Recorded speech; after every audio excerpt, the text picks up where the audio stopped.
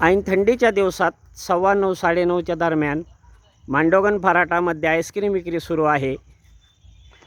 आपल्या जनआवाजने घेतलेली ही प्रतिक्रिया. तसे पाहता हे वाहन जे बनवण्यात आलेले आहे, या वाहनाला RTO अधिकारी यांनी परवानगी दिलीच कशी? हे वाहन बनविण्यासाठी परवानगी कोणत्या अधिकाऱ्याने दिली? त्याचं डोकं जागेवरती आहे का? ऐन थंडीच्या काळामध्ये ह्याला पैसे कमविण्याचं पडलंय, लोकांच्या आरोग्याचे ह्याला देणं घेणं नाही आहे. हा आपला जन आवाजने घेतलेली एक प्रतिक्रिया. अशा लोकांना अधिकारी यांनी दुर्लक्ष जर केलं, RTO विभागाचं दुर्लक्ष, अन्न औषध प्रशासनाचं दुर्लक्ष, स्थानिक मांडोगण फराटा ग्रामपंचायत यांचंही याकडे दुर्लक्ष आहे की काय? तसेच हे लोक नेमके कोणाकोणाला हप्ते देतात याबाबतही नागरिकांमध्ये चर्चा आहे. RTO विभागांना या वाहनामध्ये बदल करण्याचा परवाना देतातच कसे? हाही सर्वसामान्यांना पडलेला प्रश्न आहे. आपला जन आवाजने घेतलेली ही एक प्रकट व जनहितार्थ एक प्रतिक्रिया. आज ऐन थंडीच्या काळामध्ये हा महाशय आईस्क्रीम विकतोय. याने त्याच्या कोणत्या तरी मोठ्या बॉसला फोन लावला. नाव काय आपलं? आपका नाम क्या है? हाँ, पूरा नाम बताओ आपका। आपको बच्चा है क्या? कितना बच्चा है? मेरे 3 बच्चे। 3 बच्चे? कहाँ है? इधर है क्या गांव में? अच्छा, इधर भाई अभी क्या आप बेचते? इधर क्या बेचते हैं अभी?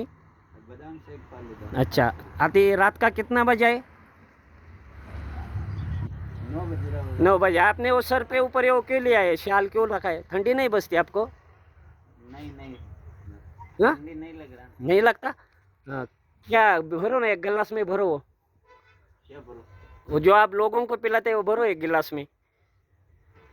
फुल गिलास भरो और खुद पियो। पियो। अरे आपको ठंड लगता है क्या? ठंडी में लोगों को पिला रहे हैं आप, पैसा कमा रहे हैं सिर्फ। भरो एक गिलास भरो और पियो खुद। चलो,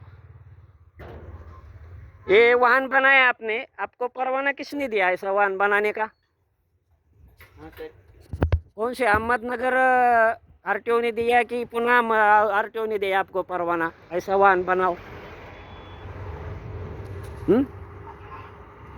ये गाड़ी बनाने का परवाना आपको कौन से RTO अधिकारी ने दिया? उसको कितना पैसा दिया? आप बात करो ना। ये बाद में करेंगे ना, हमारा पहला काम होने दो न्यूज़ का।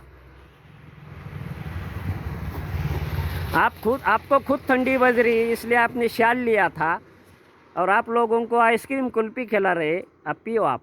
आपको बच्चे भी कहते हैं, दूसरे के बच्चे को एक गिलास पिया तो 5,000 भी जाता है हॉस्पिटल में, 10,000 भी जाता है, उसकी कोई गिनती नहीं ना।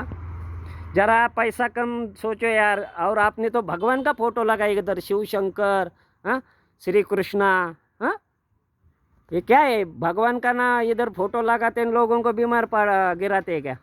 हाँ, हे पहा. आता या आईस्क्रीम विकणाऱ्याने त्यांना आपण एक विनंती केली की आपण गल्लास प्या. त्यांनी एक फुल गल्लास घेतलेला आहे.